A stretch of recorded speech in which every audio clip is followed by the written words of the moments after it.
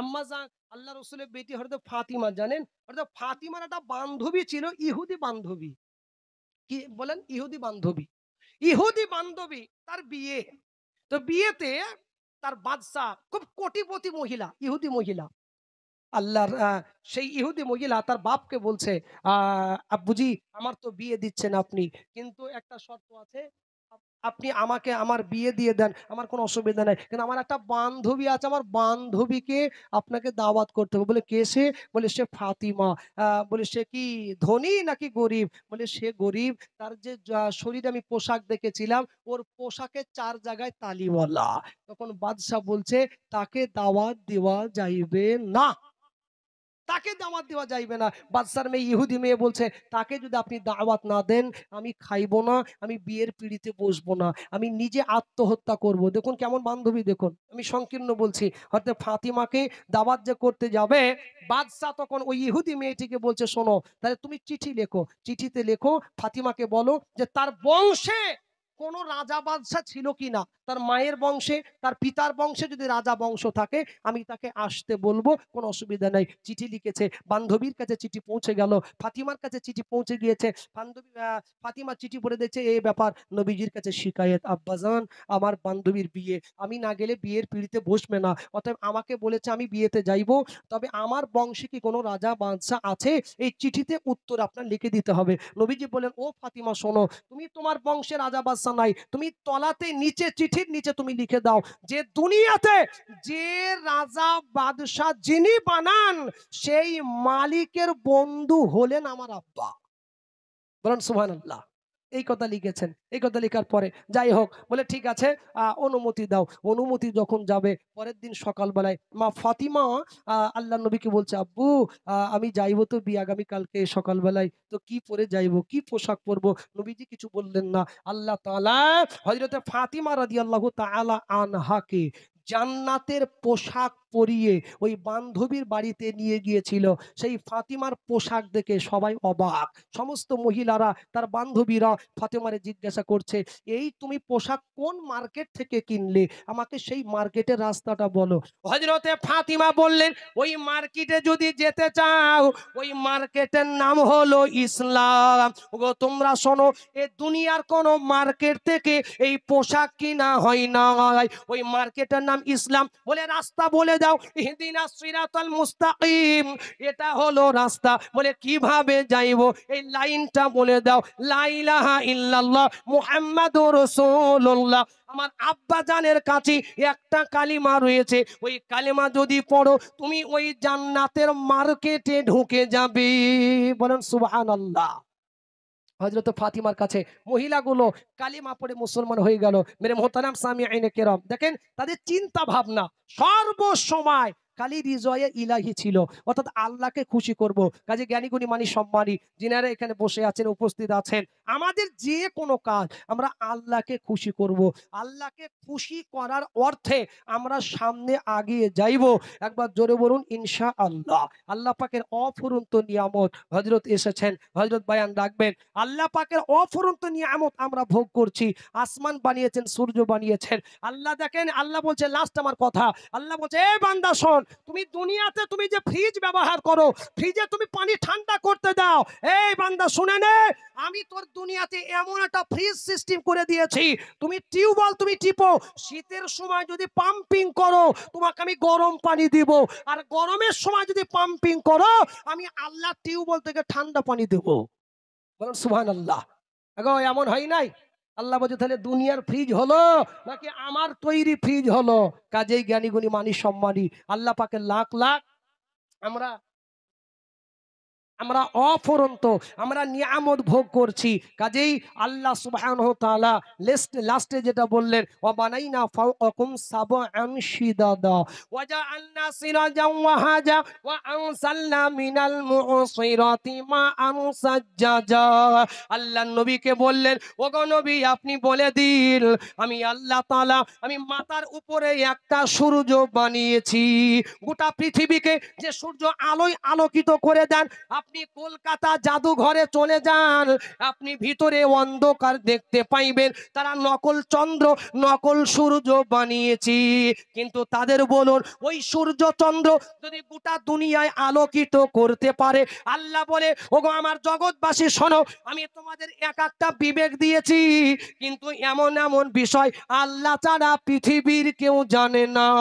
আল্লাহ বলেন ওয়া আনজালনা মিনাল মুসিরাতি মা আনসাজ্জাজা, আমি আসমানের মধ্যে এত হাজার হাজার চালুন আমি রেখেছি, আমি আল্লাহ এমন তোমায় পবিত্র বৃষ্টি বর্ষণ করি, ওগো নবী বলে দিন আমি ওই বৃষ্টি দ্বারা আমি গম উৎপন্ন করি, আমি পট চাষ করি, বাগুন চাষও করি, আমি সবজি চাষও করি। ওগো জগৎবাসী শোনো, এত কিছু আল্লাহ তাআলা দিল, তবে কেন বান্দা শুনে নাও, আল্লাহ রাস্তায় কেন আসবে না? আল্লাহ বলে আল্লাযী খলাকাকা ফাসাওয়াকা ফাআদালাক ফি আইয়ি সূরাতিম মা শাআ রাক্কাবাক। ওগো বান্দা শোনো, আল্লাহ তোমাকে বানিয়েছে, আল্লাযী খলাকাল মাউতা, আল্লাহ বললেন আল্লাযী খলাকাকা ফাসাওয়াকা ফাআদালাক, আমি তোমাকে চেহারা দিয়ে বানাইলাম, আমি আল্লাহ 32টা দাঁত দিলাম, আমি একটা এত বড়, আমি একটা এতটা বানাই নাই, আমি শেপ সাইজ করে ওরে বান্দা আমি এত করে বানাইলাম, তবে দুনিয়া দেখে কেন তোমরা নিজের মালিককে ভুলে গেলে?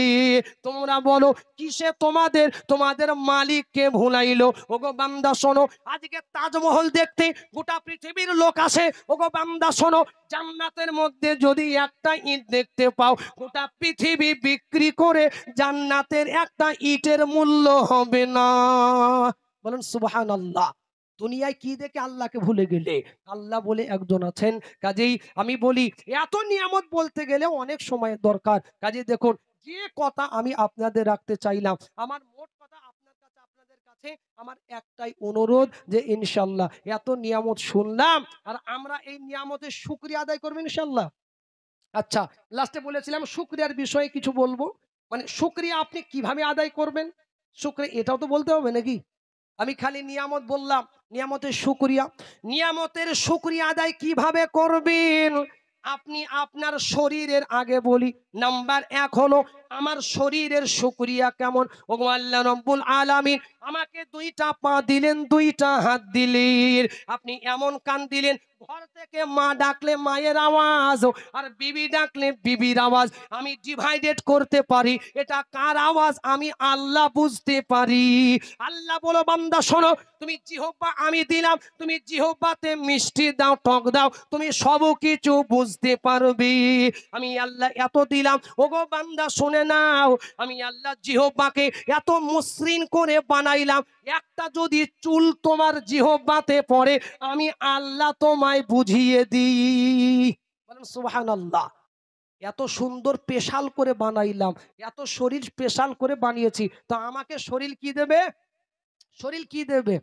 আল্লাহ বলেন ওয়াকিমুস সালাতা ওয়া আতুজ যাকাত, তোমরা নামাজ পড়ো 5 বার, এটা হলো শরীরের যাকাত। আপনি রমজান মাসের রোজা রাখুন।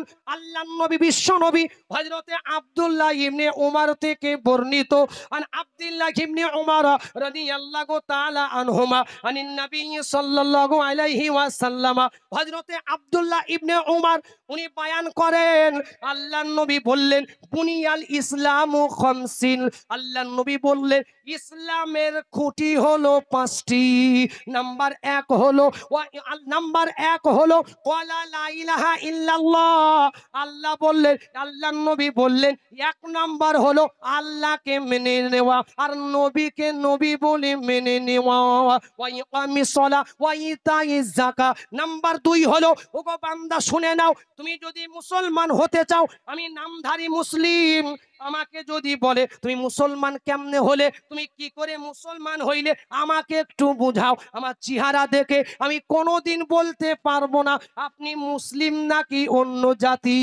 আমি আপনাকে বলি, আগেকার যত ইসলাম উন্নতি হয়েছে, যারা যারা মুসলমান হয়েছিল, ইহুদি থেকে মুসলিম হলো, খ্রিস্টান থেকে মুসলিম হলো, তারা মুসলমানের চরিত্র দেখে হয়েছিল, কিন্তু আমার আপনার চরিত্র দেখে কোন দূরে পালিয়ে যায়, আমার আপনার চরিত্র দেখে কোন দূরে পালিয়ে যায়।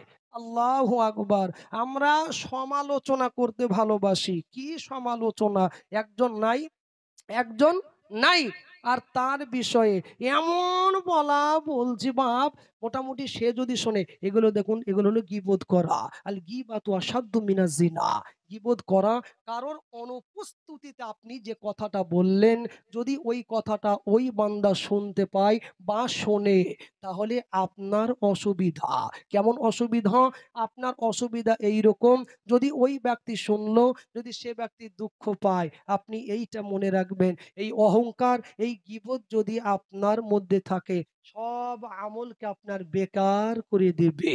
কাজেই জ্ঞানী গণী মানি সম্মানী, আল্লাহ সুবহানাহু তাআলা যেখানে আমাদেরকে এই দুনিয়াতে পাঠিয়েছেন, যে আমি যেটা বলতে যাইতেছিলাম, যে আমরা তিন প্রকার মানুষের মধ্যে যদি আমরা হতে পারি, তবেই আমরা লাভবান। নাম্বার এক, যে আল্লাহ পাক নেক কার কথা, সৎ কাজ আল্লাহ পাক করতে বললেন এবং সতের উপরে থাকতে বললেন এবং ধৈর্য ধারণ করলেন। এই তিন কাজের ইনশাআল্লাহ আমরা অন্তর্ভুক্ত হব, বলুন ইনশাআল্লাহ।